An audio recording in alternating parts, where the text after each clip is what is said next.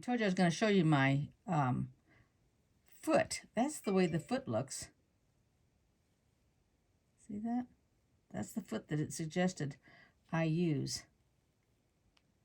It's called the R foot on my machine. I don't know about somebody else's machine.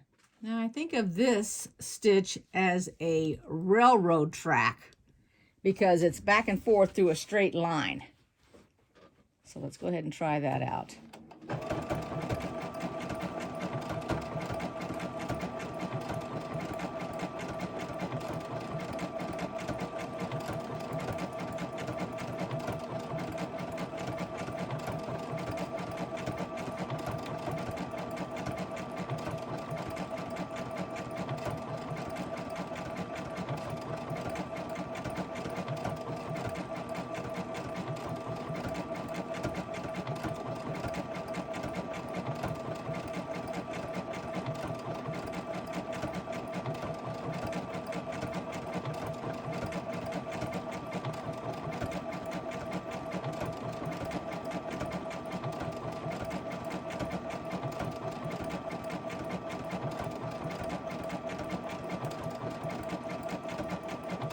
I notice I'm not really holding on to the fabric. I'm just letting it go straight.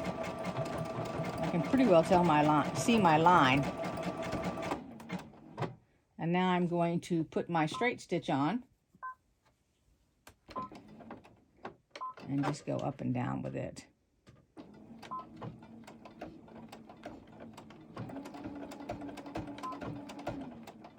Alrighty. And then before I even cut it this time around, there is actually a, I don't want to do a zigzag stitch. There is a small little meandering stitch, but there's also a serpentine stitch, which is nothing more than a wiggly worm. And that is exactly what I'm going to do on this line right here. So I'm going to put it on the line. And I haven't broken my thread, so I don't really need to restart as if I'm beginning a new project, so I don't need to backspace or anything. So I'm just going to go forward with the serpent stitch. And I've already got the foot that it recommends. And the width is 5.0. We'll see if we want 5.0. Yep, that's pretty good.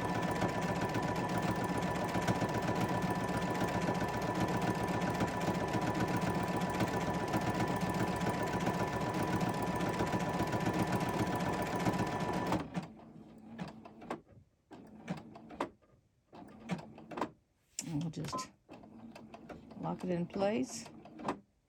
And we'll go forward one more time and lock it in place.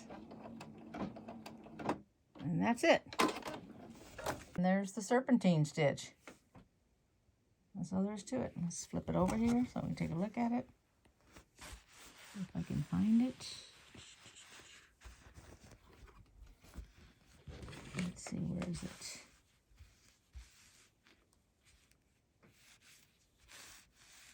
Here's my box right here. And the most that we can see is this going across. I don't even know for sure if you can see it. There we go, you can see it going across there. You can't really see up here. That's another stitch up there. You can see this one the best, but you can't see this one coming down. I've got my fingers all over it. That's a serpentine going back and forth. Okay, so I went ahead and I went around this little bitty circle. And what I'm going to do is I'm going to go ahead and expand out. You can see the circle's done. Here's where I started. Here's my threads.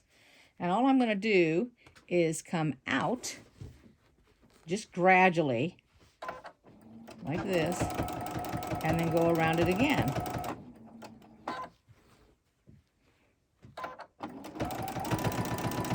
And what I'm doing is I'm using the side of my foot right here as a distance to keep track, to kind of make it, you know, so that it looks pretty good.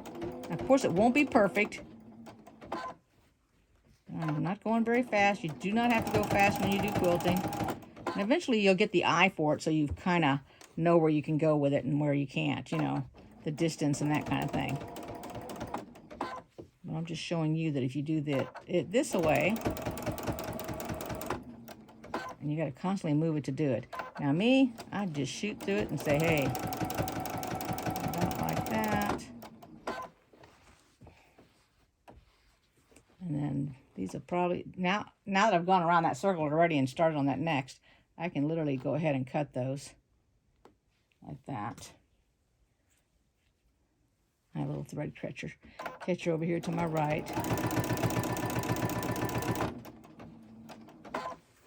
And here's where I started to go out. Whoops, let me get, so I will go ahead and I'll keep going out with it. But I don't ever want to, let's go right here and we're going to join it. So it'll look like it's just normal. It went all the way around it. And then if I want to go out again, so that I can go halfway, I'll do that again.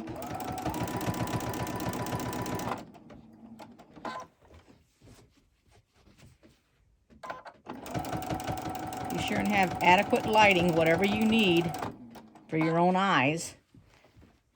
I've turned my light down a little bit. This machine has all kinds of gadgets and things for it.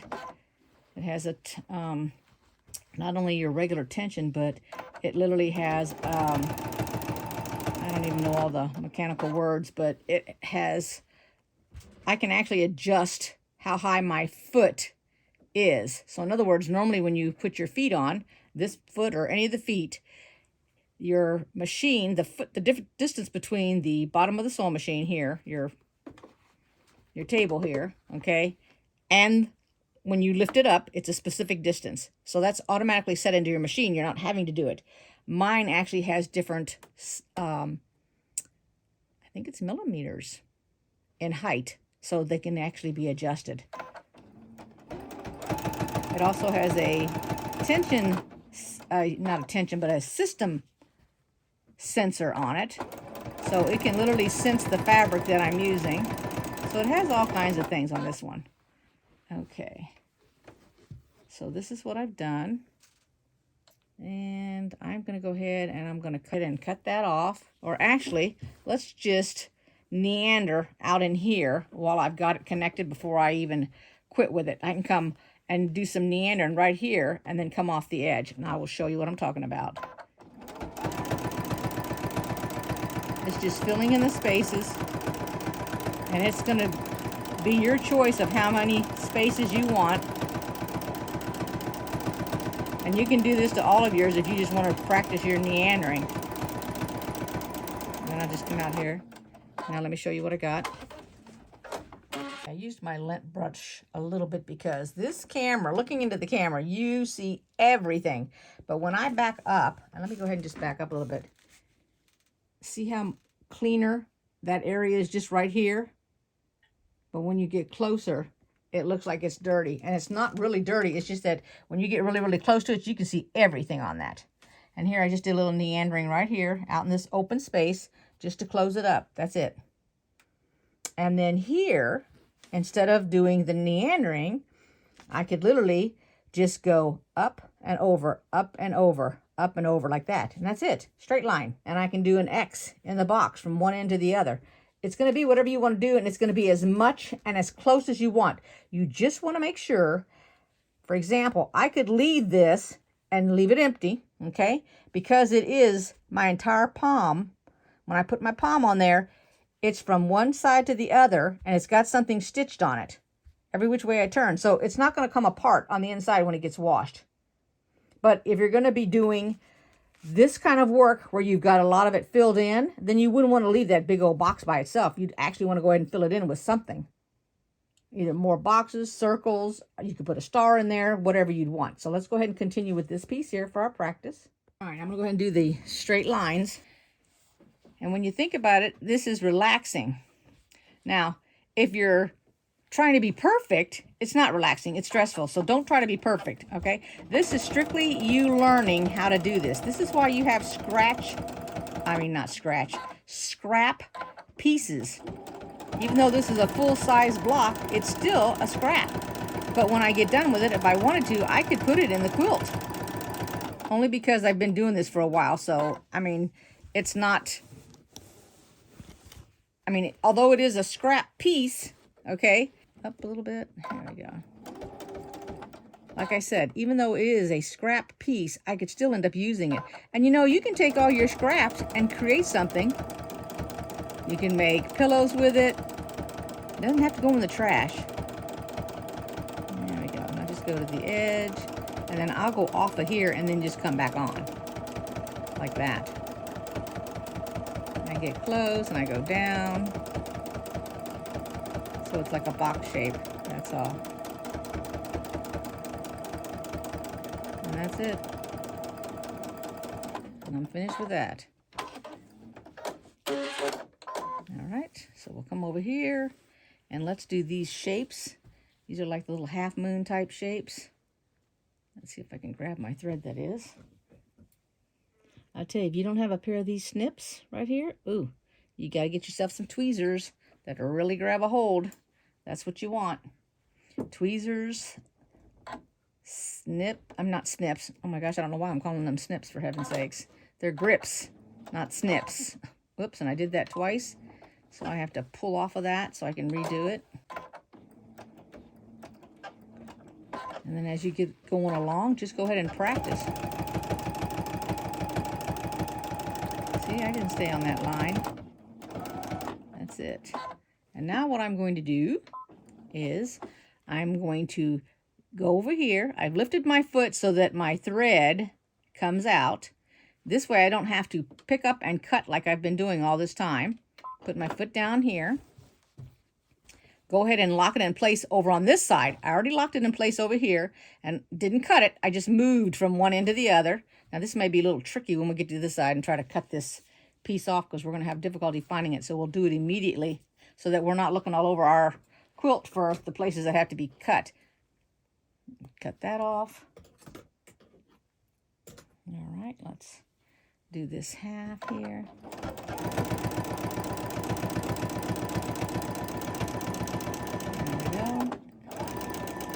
And let's do some meandering, but let me first cut this so I can see where I'm at. We want to lift it before we cut it because we don't want to cut our fabric, whatever we do. Nothing like having a hole in your fabric, and then you got to put a patch on it.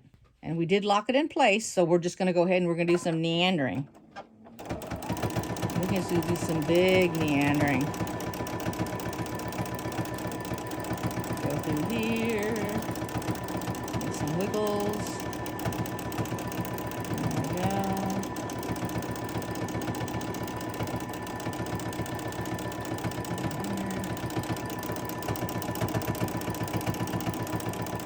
Watch your fingers, don't get them underneath the needle, y'all.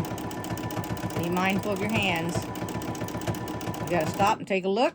Stop and take a look, turn it. Whatever you gotta do. Okay, it looks pretty good filled in there. I don't feel like I have too many spaces.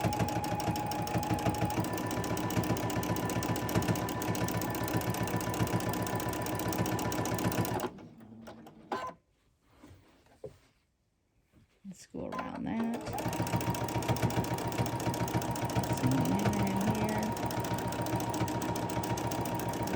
Star.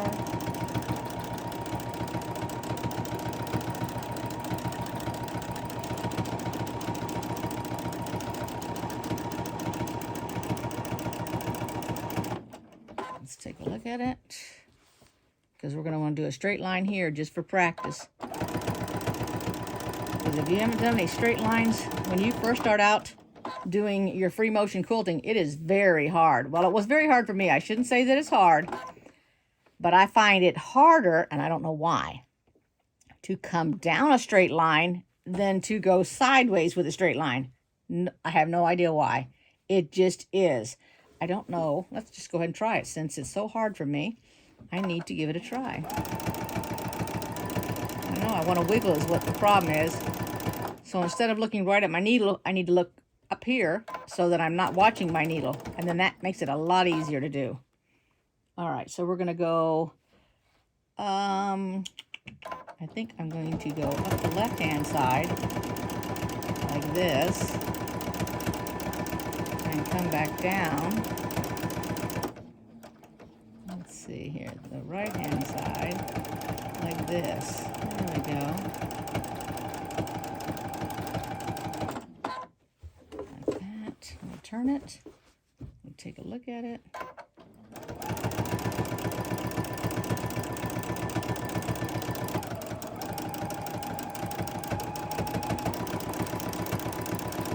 We've got a sun over here that's going to have have some attention pretty soon. So let's just wiggle our way over there, shall we?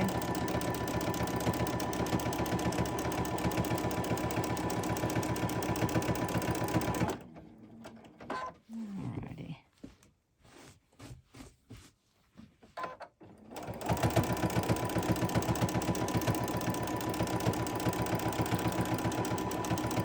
Alright, let's just do that. And then what I'm going to do is like this.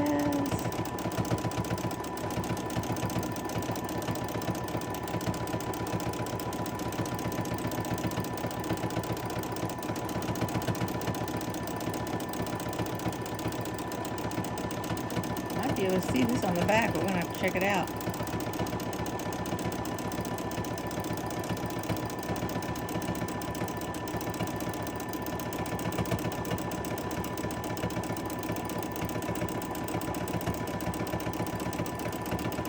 And of course, you don't have to go around and make the circle like I did. You could just go up and down, or just straight up all of these little rays, I guess you call them, the little sunshine rays. Just like that. It even looks like I skipped one, but I just didn't get on the print there. All right, let's see here. And we are going to go right off of here. Let's go around here.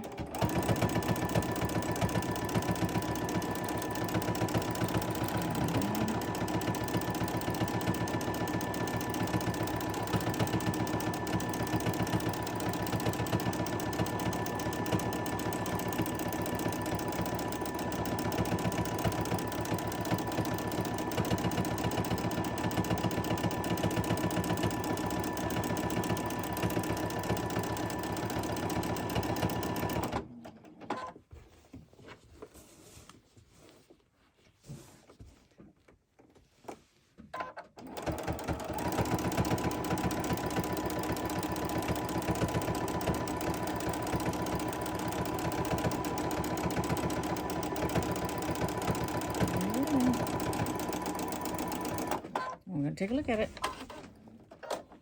Alrighty, so there's our little star, our little sunshine. All right. And then when I got over here, I put a teeny weeny little heart there in the corner on the left-hand side. And then just did some meandering all over it. Alrighty. And I did forget we wanted to put an X or something in the box, so let's do that real quick and we'll finish this one up. And I did forget we have to find that piece on the back. Remember that we jumped from one spot to another?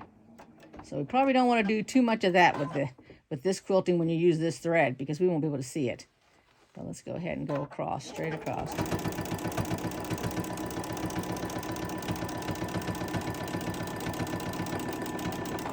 All right. Let's see here. I tell you, this is a challenge for your eyesight. Oof. Okay, here we go. All right. Goodness gracious.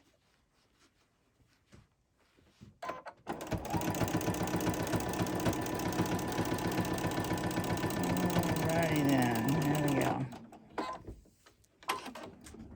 Alrighty, I'm not sure if you can see it. It's right here. Right here. Right here. See, this is a piece of it, so I'm going to clip it. If I can get a hold of it. Okay, and then right here it went underneath. So I'm going to clip it right there. And you're just going to have to look. I feel like I got to get a magnifying glass out, because everywhere we put a little knot in it, it's got a little piece on it. But if you put it underneath the light, it shines. It glitters, actually. Okay, because of the thread. It's got a little sheen on it. So I'm just looking, taking it here, just doing this, because I've seen a couple of them. You know, it's like anything else. If it's got little pieces, that's fine. It's not a big deal. How many times have you taken something home and had to snip a thread or something from the store? Same thing, same principle. The only difference is, you know, this is a lot better. Okay, well, that's the back side. Let me back up a little bit. Let's see. It's pretty good. And then we're going to flip it over so we can look at the front part.